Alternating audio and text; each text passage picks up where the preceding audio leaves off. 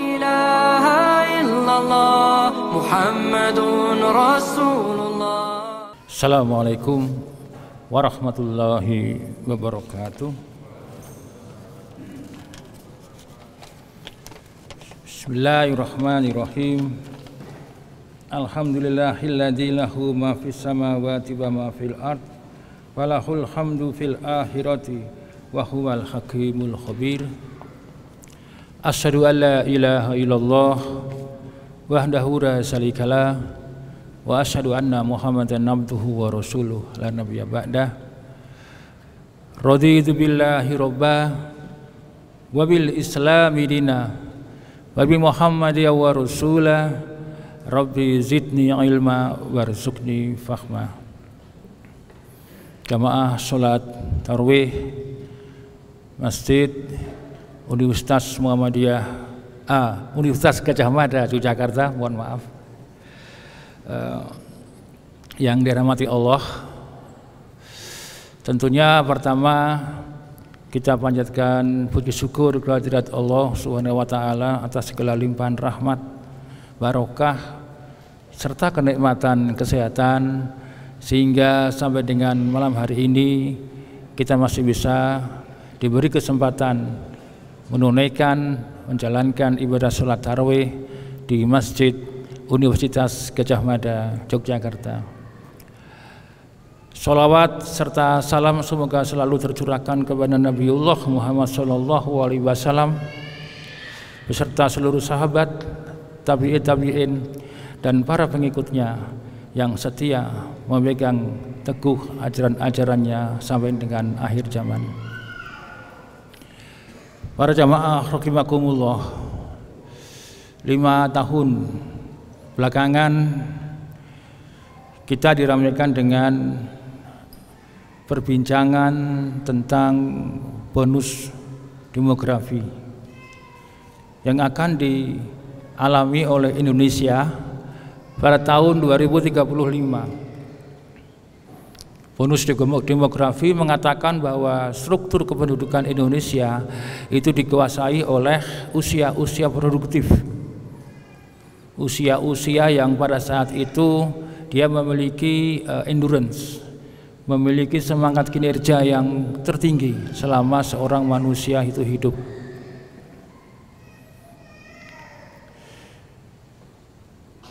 Fenomena ini bersamaan dengan semakin berkurangnya anak muda di beberapa negara di sekitar Indonesia, ya, terutama adalah kawasan Oriental seperti Singapura, Taiwan, Korea, Jepang, yang pada tahun 2030 sudah mulai kelihatan tidak lagi memiliki tenaga kerja muda.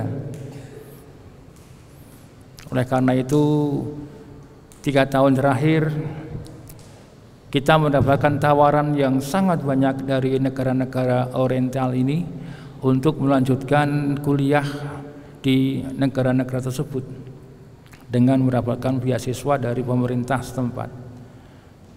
Nah, tentunya ini merupakan kesempatan bagi kita semua, ya, angkatan muda, ya, masyarakat ilmiah, untuk bisa mengisi makna dari bonus demografi yang akan datang tahun 2035.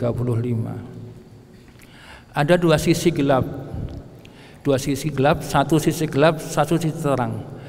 Sisi gelap itu adalah pada saat bonus demografi kita alami, tetapi kita persiapkan dengan sangat baik, maka kita akan mendapatkan bom sosial namanya, di mana justru dengan banyaknya tenaga usia kerja yang tidak memiliki skill akan menciptakan masalah-masalah sosial di negara kita.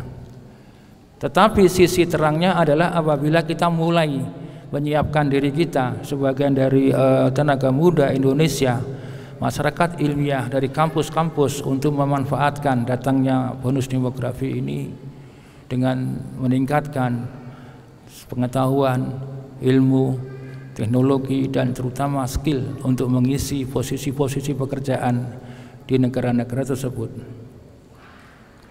Para jamaah yang berbahagia, Bicara tentang angkatan muda Indonesia tentu tidak akan pernah lepas dari generasi muda Islam yang sekarang ini sedang belajar bertapa di ratusan perguruan tinggi di Indonesia.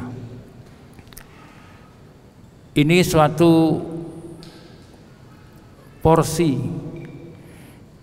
kecermerlangan masa depan jika kita bisa menyiapkan generasi-generasi muda, masyarakat ilmiah yang sekarang ini sedang tekun belajar di perguruan tinggi ini untuk menjadi manusia-manusia yang siap menyongsong datangnya bonus demografi.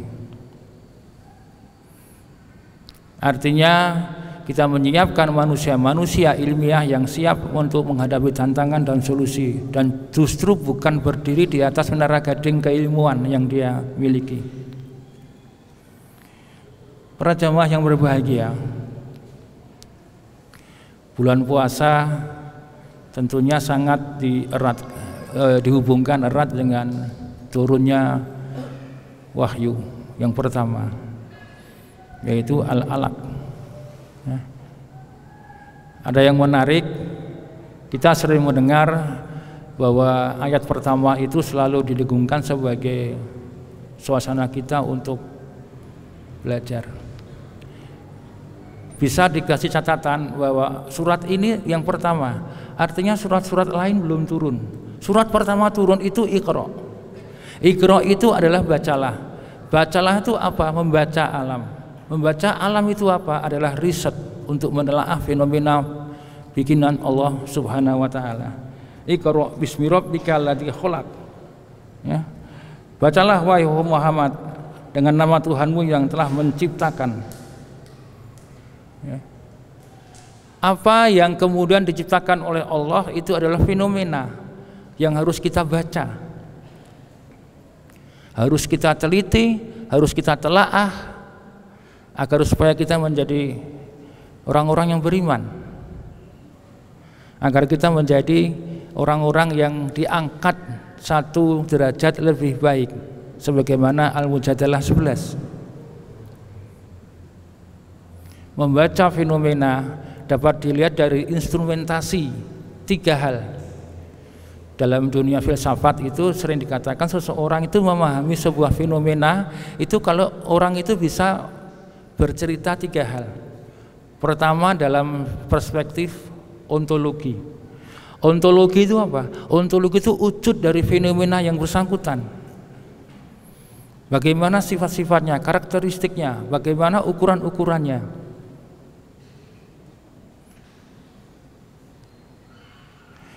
Dunia ilmiah di semua perguruan tinggi akan mengenal 3 hal ini. Yang kedua adalah epistemologi. Bagaimana proses terjadinya fenomena tersebut. Kita bisa lihat, manakala sebagian dari saudara kita tidak bisa mendeskripsikan proses terjadinya fenomena. Contoh adalah misalnya tsunami. Contoh misalnya adalah Gunung Merapi yang meletus. Maka mereka tidak bisa menceritakan itu karena dia tidak bisa membaca alam dengan baik. Jadinya adalah pelarian. Dia menganggap bahwa terjadi personifikasi terhadap semua fenomena alam yang ada di dunia ini. Artinya personifikasi itu seolah-olah itu adalah sesuatu yang terjadi akrab dengan diri manusia. Kalau Merapi meletus berarti penjaganya marah, penjaganya sedang membangun istana.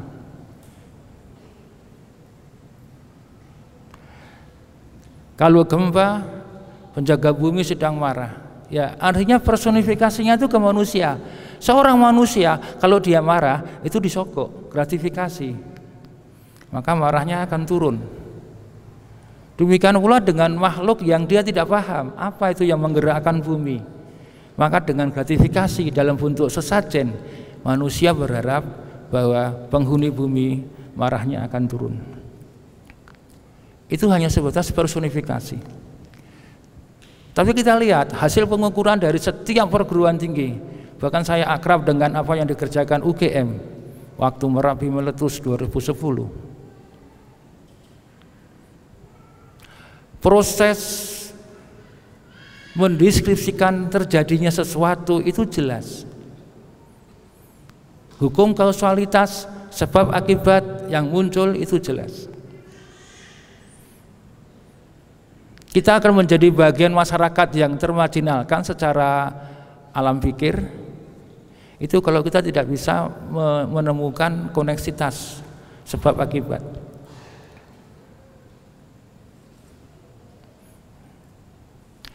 Proses epistemologi yang dikerjakan kampus-kampus, ya kita melihat UGM misalnya, akhirnya memunculkan ilmu yang namanya adalah bagaimana recovery itu bisa terjadi, bisa dilaksanakan, dan bagaimana mitigasi, ya. Bagaimana ditemukan teknologi-teknologi untuk mengurangi dampak jelek dari bencana erupsi Merapi jika terjadi di kemudian hari. Berbeda dengan ruang gelap yang tidak dimiliki oleh dunia ilmiah. Sejak zaman dulu sampai sekarang, cara menghadapi fenomena erupsi Merapi itu sama. Dengan membawa kambing disembelih di atas, membawa sesajen, ya, labuan dan sebagainya.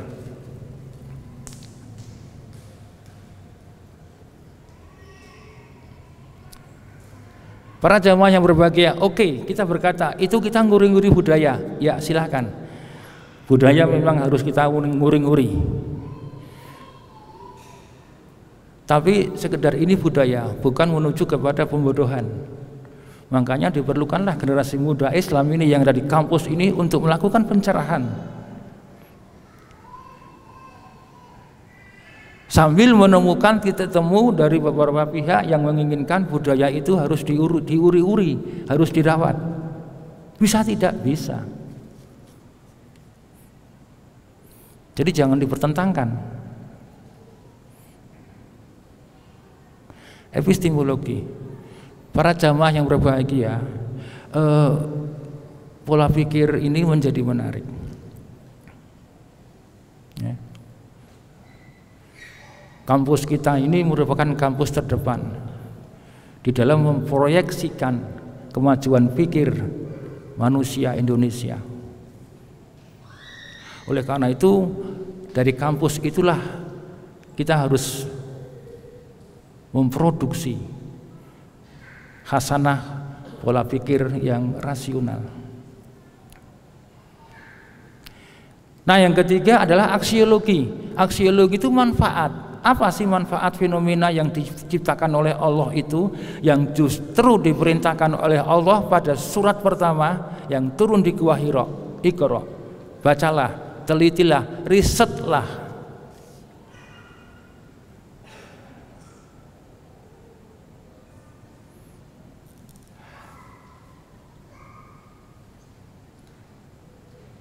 Kenapa orang Jepang tahun 2000-an datang kemudian melakukan boring dinding krater Merapi sebelah selatan? Kita tahu banyak engineer dari UGM yang terlibat di dalam proyek Sabu itu. Aksiologinya ada.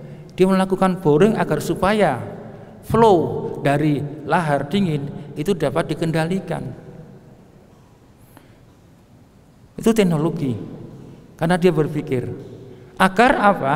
Agar korban yang berjatuhan tidak banyak.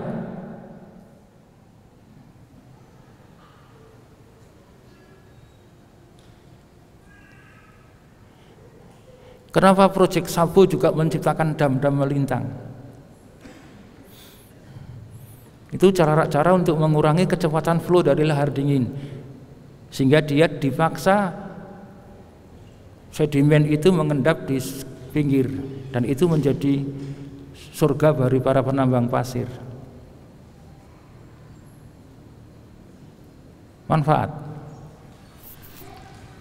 Artinya dari kita tidak hendak untuk mempertemukan pola pikir tradisional dengan pola pikir ilmiah. Tidak akan ketemu.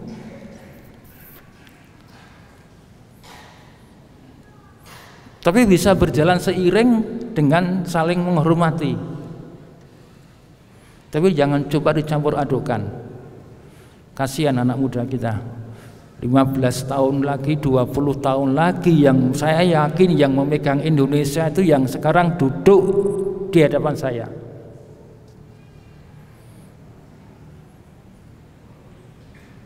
Biarkan dia mengelana, mengarungi, biarkan dia melakukan optimizing akademik, ya. Bagaimana dia berselancar di dunia ilmiah, agar supaya orang-orang muda ini siap betul untuk menerima tongkat estafeta. Quran yang perintahkan itu. Ya. Iqra bismi rabbikal ladzi khalaq. Khalaqal insana min 'alaq. Itu yang menciptakan manusia itu dari segumpal darah. Dunia kedokteran, embriologi mengatakan iya. Pada saat spermatozoid bertemu dengan ovarium dan terjadilah yang apa yang dinamakan dengan pembuahan atau ovulasi, maka akan menjadi zigot. Dan zigot itu merupakan segumpal darah yang berkembang terus dan suatu saat akan dimasukkan roh. Banyak sesuatu harus kita ungkap. Kenapa justru Iqra ini? Kenapa Al-Alaq ini yang pertama kali diturunkan sementara surat lain belum? Ternyata ini riset yang harus kita lakukan, membaca Iqra, menelaah, meneliti, mendeskripsikan. Ya. Bentuk aktualisasi dari ontologi wujud sebuah fenomena, aktualisasi dari epistemologi proses terbentuknya fenomena, dan aktualisasi dari aksiologi manfaat dari sebuah fenomena. Itu ada 3 hal juga. Pertama, tugas manusia ilmiah itu mendeskripsikan.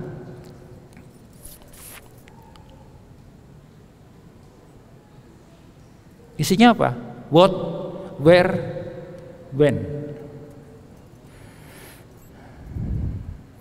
Jadi ini tugas masyarakat ilmiah. Yang kedua adalah mengeksplanasi, menjelaskan, how to explain dan how to compare, agar supaya lebih jelas fenomena ini harus di-compare dengan fenomena lain. Dan itu isinya adalah why dan how. Mengapa terjadi dan bagaimana terjadinya? Maka hukum kausalitas muncul di situ. Itu aktualisasi dari filsafat ilmu yang dipelajari oleh masyarakat ilmiah, yang dipelajari oleh generasi muda Islam yang sekarang belajar di perguruan tinggi. Dan seharusnya pergerakan sebuah negara untuk menuju kepada sebuah kemakmuran itu harus berasal dari perguruan tinggi.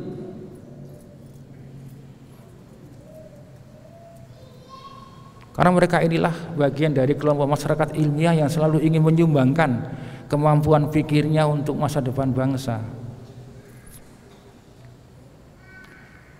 Makanya kenapa banyak para filsuf yang mengatakan janganlah dunia perguruan tinggi dicampur-campur adukkan dengan yang lain. Biarkan perguruan tinggi itu bergumul dengan keindahan dan kecerahan pola pikir ilmiah yang akan disumbangkan kepada bangsanya untuk masa-masa yang akan datang.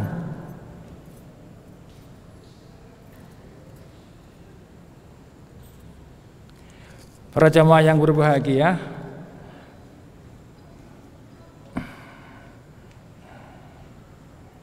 Iqra wa rabbuka akram, ya.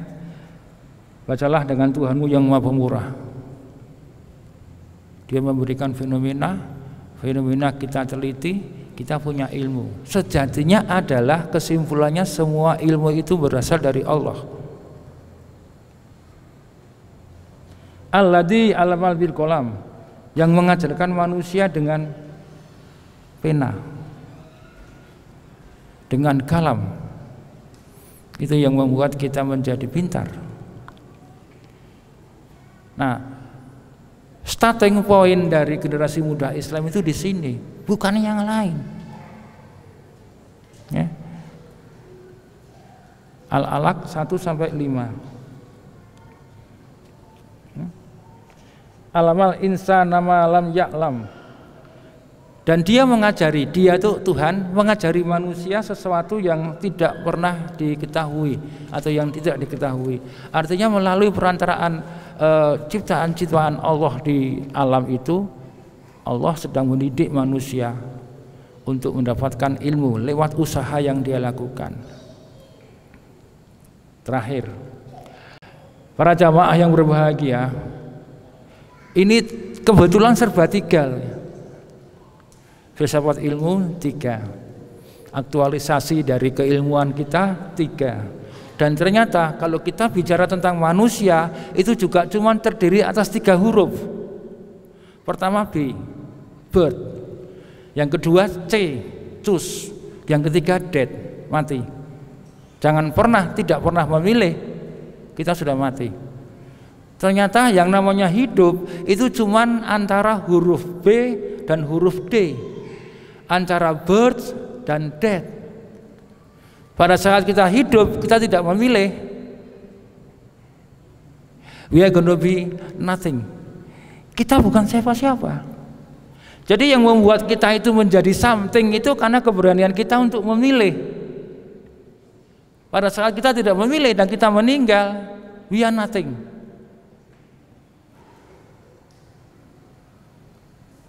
Dan para jamaah yang teguh, istiqomah, berdiri di dalam ruang sempit, di dalam ruang keilmiahan untuk menuntaskan amanat ilmu pengetahuan, itu saya pikir sudah menjatuhkan pilihan dengan sesuatu pilihan yang tepat. Sekali lagi, kesimpulannya adalah perubahan bangsa ini sebetulnya harus dimulai dari, harus selalu berasal dari dunia pendidikan.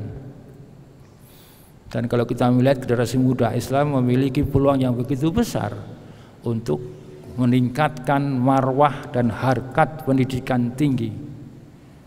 Nasrun minallah wa fathun qarib wa basyiril mu'minin.